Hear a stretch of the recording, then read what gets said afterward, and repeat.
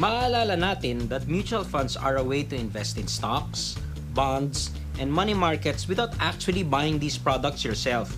May fund manager na namamahala sa pera mo at inilalagay ito sa iba't ibang investment. Ang insurance naman, mahalaga kasi naguhulog tayo ng premium regularly para may makuha ang ating pamilya kung sakaling may mangyari sa atin. But aside from being protection, some insurance packages can actually generate income. Ibig sabihin, may insurance ka na, may kita ka pa.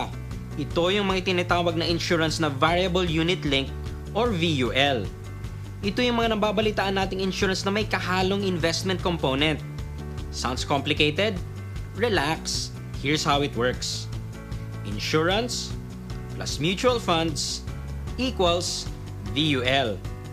Kapag may insurance plan ka, ibig sabihin may hinuhulugan kang pondo. Ngayon, kapag yung insurance plan na kinuha mo ay VUL, that means a portion of your payment is being invested by the insurance company in stocks, bonds, or other products. Just like a mutual fund. At ang insurance company ang tumatayong fund manager mo. Ang kagandahan nito, para na siyang value meal. Isa lang ang babayaran mo at automatic nang mahahati ito sa insurance at investments. And over time, kumikita ng kusa ang investment mo. So kung bibili ka na rin lang ng insurance, may option kang idagdag na rin yung investment mo in the form of a VUL.